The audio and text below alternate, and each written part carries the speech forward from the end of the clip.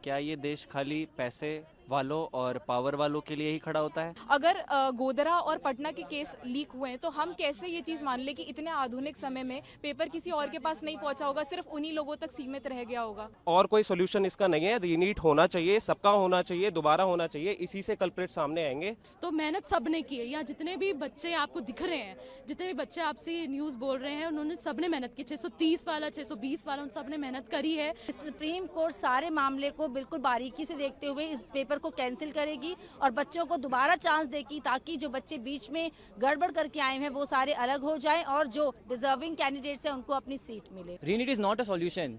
इतने सारे बच्चों की मेहनत है जो दो दो ड्रॉप, तीन ड्रॉप लेके इस साल नंबर ला रहे हैं, वो वापस वही सेम मेंटल ट्रॉमा से नहीं जा सकते। पहले तो कहने से पहले तो मैं मतलब काफ़ी शॉक्ड में हूँ इस चीज़ को लेकर के कि क्या ये देश खाली पैसे वालों और पावर वालों के लिए ही खड़ा होता है?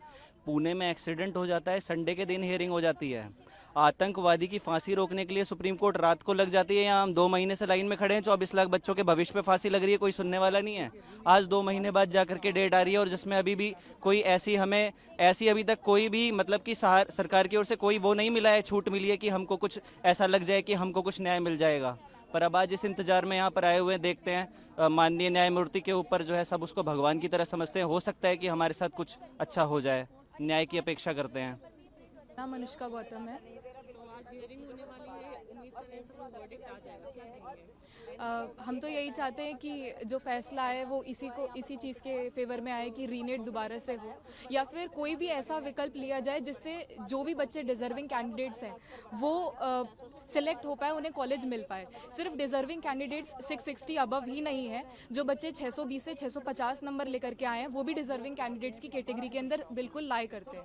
और अगर ये हम बात करें एनटीए की और गवर्नमेंट की, तो वो लोगों ने तो सिर्फ यही कह करके मामले को ख़त्म कर दिया है कि आइसोलेटेड सेंटर्स के अंदर ही हुआ है जितना भी स्कैम हुआ है, और उन लोगों के मार्क्स इतने नहीं आए हैं कि वो मतलब उन्हें कॉलेज मिल सके। तो ये चीज़ हमें कैसे पता चले?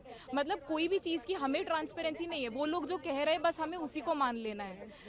ऊपर से अगर गोधरा और पटना के केस लीक हुए हैं तो हम कैसे ये चीज़ मान लें कि इतने आधुनिक समय में पेपर किसी और के पास नहीं पहुंचा होगा, सिर्फ उन्हीं लोगों तक सीमित रह गया होगा। जब 2015 में 44 बच्चों की वजह से पेपर दोबारा करवाया गया था, तो अब क्यों नहीं हो सकता है जब इतना मास लीक हुआ है? सिर्फ इस वजह से कि रिजल्ट आ गया है, मतलब दो बार एग्जाम ले लिया गया। वो तो इन लोगों का तरीका है कि वो ये चाहते हैं कि एग्जाम दोबारा से लार्ज स्केल पे ना हो, क्योंकि बहुत लोगों ने 30 लाख 40 लाख रुपए दे करके सीट्स खरीद ली हैं, तो अब वो लोग दोबारा से नहीं चाहेंगे एग्जाम हुए। तो हम यही चाहते हैं कि रीनीट दोबारा से, इससे जो भी बच्चा, जो भी डिजर्विंग कैंडिडेट है वो सामने आएगा, और जितने भी लोग डिजर्व नहीं करते एटलीस्ट उनके बारे में पता चल पाएगा। मेन कल्प्रिट्स इसी से पकड़े जाएंगे। मेरा नाम अभिषेक है।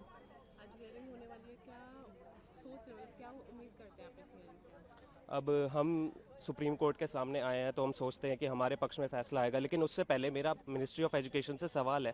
जैसे आप बोल रहे हो कि पेपर लीक लोकलाइज्ड है, अब एकदम से जैसे आप देखो 2021 से 22 में 665 से 720 लाने वाले बच्चे 11% बढ़ते हैं, 22 से 23 में बढ़ते हैं 21%, और इस साल बढ़े हैं 400%। क्यों एकदम से इंटेलिजेंट बच्चे बढ़ गए? सब इंटेलिजेंट हो जाते हैं, और 520 से लेकर 620 में सिर्फ 78% बढ़े हैं। तो हम कैसे कह सकते हैं कि पेपर लीक लोकलाइज्ड है? और फिर आप एक वर्ड यूज करते हो एलिजिड। जब सारे प्रूव्स हैं, फॉरेंसिक रिपोर्ट्स हैं, तो आप कैसे कह सकते हो कि अभी तक ये पूरी तरह से प्रूव नहीं हुआ है? पेपर लीक प्रूवन है। और अगर आप देखो, जैसे आप कोई और ऑल्टरनेटिव लेते हो, पार्शियल रीनीट करवाते हो आप, तो वो बच्चे कैसे आएंगे सामने जिनके पास पेपर ऑलरेडी पहुंच गया था? और अगर आप रीवैल्यूएशन करवाते हो जिनके पास ऑलरेडी पेपर था, जिनके सेंटर पे टीचर्स ने ओएमआर भरी है, वो उन बच्चों के तो ऑलरेडी कितनी भी बार पेपर चेक कर लो, उनके तो उतने ही मार्क्स आने वाले हैं ना।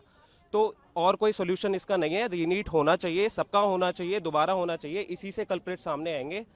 That's it. अनवी गुप्ता। 300-400 तो गलत बोल रहे हैं। हाँ जी मैम, एक्चुअली ऐसा है कि आज 38 पिटिशंस फाइल की गई है रीनीट के लिए, और ये हम इसलिए उम्मीद लगाए बैठे हैं क्योंकि पेपर लीक पहले भी हुए हैं, 2015 में भी हुआ है, 2003 में भी हुआ है, और जब भी ये सुप्रीम कोर्ट के नोटिस में लाया गया है तब हमेशा सुप्रीम कोर्ट ने रीनीट या री एग्जामिनेशन हमेशा उसको सपोर्ट किया है, हमेशा उसके लिए जजमेंट दिया है। और जो नो रीनीट वाले कहते हैं कि भाई हमने मेहनत नहीं की, ये नहीं किया, तो मेहनत सब ने की है। यहाँ जितने भी बच्चे आपको दिख रहे हैं, जितने भी बच्चे आपसे न्यूज़ बोल रहे हैं, उन्होंने सब ने मेहनत की। 630 वाला, 620 वाला, उन सब ने मेहनत करी है, फिर भी उनको कॉलेज नहीं मिलता है इस रैंक इन्फ्लेशन के चलते। और ये जो बोलते हैं रिवैल्यूएशन, तो उन जिन्होंने बच्चों ने ऑलरेडी इतना अच्छा स्कोर किया हुआ है, उनके यहाँ फिर से मार्क शीट उठा लेंगे, उनको तो फिर भी पूरे सर्कल्स मिलेंगे, पूरा उनकी मार्किंग पूरी सही रहेगी, तो उनके में तो कोई मतलब डिफरेंशिएट करने का कोई सार ही नहीं रह जाता है। तो इसलिए हम चाहते हैं कि इतनी ज़्यादा रैंक इन्फ्लेशन, वो भी सिर्फ 620 से 720 के बीच, सिर्फ उसी स्लॉट में आना, ये बिल्कुल ही गलत है, बिल्कुल ही इसमें दाल में कुछ काला वाली बात है ये। इसलिए हम चाहते हैं कि रीनीट हो, और हमें उम्मीद है कि अगर आज नहीं तो अगली हियरिंग में ज़रूर हमारे हित में फैसला आएगा। Thank you. पूजा, मैं पेरेंट हूँ, मेरी बच्ची ने 642 स्कोर किया है और आज वो इस कंडीशन में है कि उसको एक भी रिस्पेक्टेबल गवर्नमेंट कॉलेज में सीट अच्छी नहीं मिल रही। इसका कारण सिर्फ और सिर्फ जो बीच में धांधलेबाजी करके आए हुए बच्चे हैं। जहां बच्चे का रैंक हम एक्सपेक्ट करते थे 9 से 10 हज़ार के बीच में, आज उन बच्चों का रैंक 4 गुना बढ़ जाता है। तो क्या ये रातों रात ऐसे ही बढ़ गया? क्या इतने सारे बच्चे बीच में आ गए? तो जब भी इस सिचुएशन में ऐसा हुआ है, सिर्फ आखिरी उम्मीद हमारी सुप्रीम कोर्ट पर ही जाती है, और आज भी हम इसी उम्मीद से आए हैं कि सुप्रीम कोर्ट सारे मामले को बिल्कुल बारीकी से देखते हुए इस पेपर को कैंसिल करेगी और बच्चों को दोबारा चांस देगी, ताकि जो बच्चे बीच में गड़बड़ करके आए हैं वो सारे अलग हो जाएं और जो डिजर्विंग कैंडिडेट्स हैं उनको अपनी सीट मिले। मेरा नाम आदर्श मिश्रा है। आपने अभी दिल्ली वालों के सारे ओपिनियन ले लिए, मैं एमपी से हूँ। अब देखो, आप सिर्फ अगर दिल्ली का ओपिनियन लोगे तो यहाँ का स्टेट कट ऑफ हमेशा आई था, तो यहाँ पहले भी स्टेट कट ऑफ आई था। अब यहाँ जो बच्चे 10-15 नंबर से चूक रहे हैं, अब उन्हें चाहिए रीनीट।